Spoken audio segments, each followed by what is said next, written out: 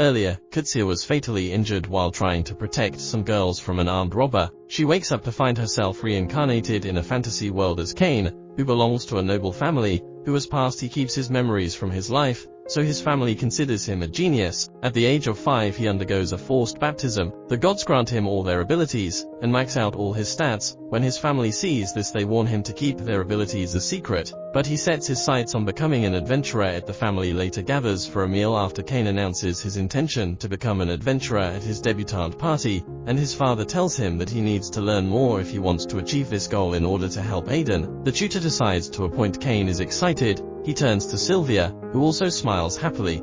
She later waits for her teacher in her room and reads about how they are torn apart like a witch, or more like magic. His thoughts are interrupted when the maid informs him that his tutor has arrived. The boy runs to the window and makes an instant move to look closer, but he misjudges his direction, and then Millie lands on Nina's natural pillow. She is also knocked out. She apologizes and introduces herself to them. The teachers enter the house. Millie is nervous, pretending Nina was short and sweet. Her partner reprimands her.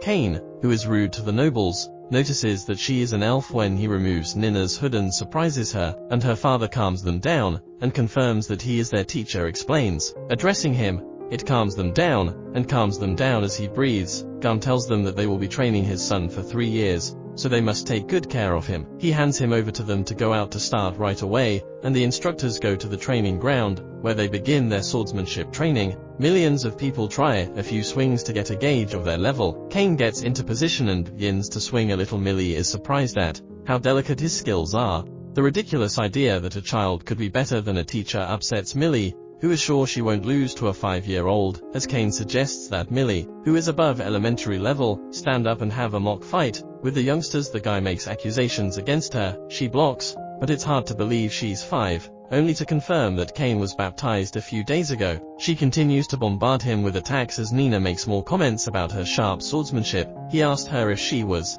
with the protection of the god of war. Keeping his teacher on his back foot, Kane turns to another teacher to confirm his suspicions, also revealing that his father told him that no one outside the family knew that Millie could not go on, so he orders her to stop, admitting that if things keep going at this rate she can't go on, so she suggests he go to Nina and she starts teaching him magic during her break. Protection from a 3rd level magic god. He wants to start with the basics, but Kane tells him that he's practically learned what he's read from the books, and shows him how to conjure up a water and fireball, then ends the show. He shoots a few stone arrows at the target, but the spell is so strong that it shatters the target, and the wall behind the trainer is stunned as he can only do entry-level things at the moment. Nina says he just used unprecedented magic, because using abbreviated forms of spells also requires intense training, so he must be a genius to use unmentioned magic at such a young age, that he knows how to use all 4 elements. Nina drops some more exposition, noting that even among the court wizards, none of them can use all the elements, and with such power. She asks Kane if he has protection from the god of magic,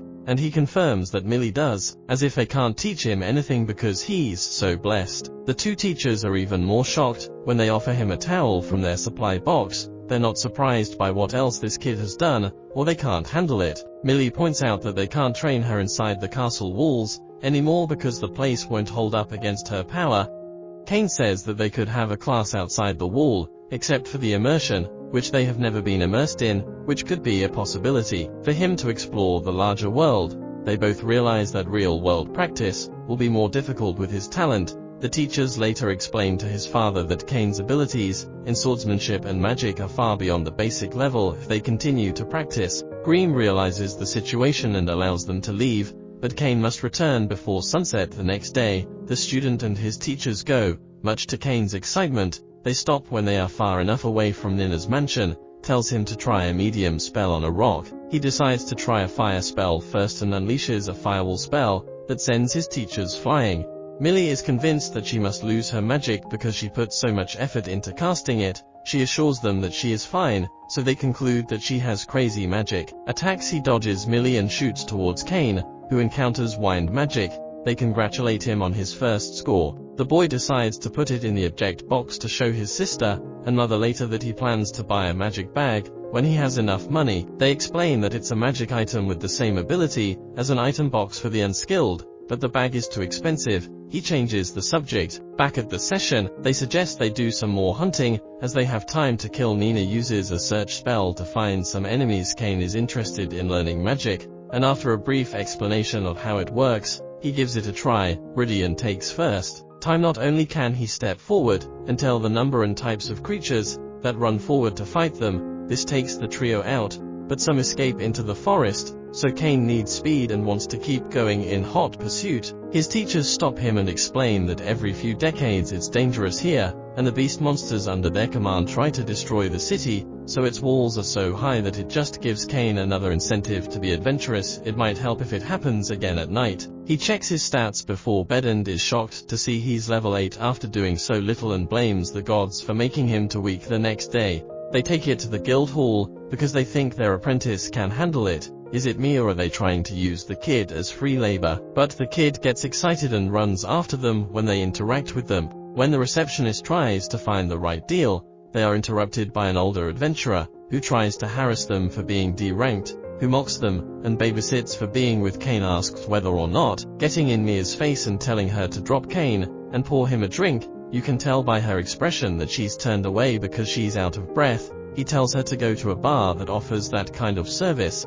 Meanwhile, they are on duty, which angers him when he holds her hand. The other two party members catch Nellie Kane not having such behavior, so she grabs the Marine's hand and joins them in their training, warns him that he is interfering with his studies, and his teacher orders him run, but he slaps the bully's arm, causing him to fall to the floor in pain. The man angrily stands up ready to teach the boy a lesson, but Kane slips his punches and doubles him, knocked him off balance, and drew his sword to fight the C-rank boy. It sinks in for a moment. Kane dodges all his blows, demanding an apology from his tutors. Then he comes down with a charge and the boy grabs it with 2 fingers. The guy tries to get the sword back, but he is incapable of drawing a sword. The boy throws him away like a piece of trash. He the other to get scared and grab Millie with a knife. Kane doesn't back down and kicks them out too. His teachers thank him because the attackers were lying outside passed out. Millie insists she's fine. Also in martial arts, he says that he learned it in books, and after this test, they head to the forest, where he continues to practice every day.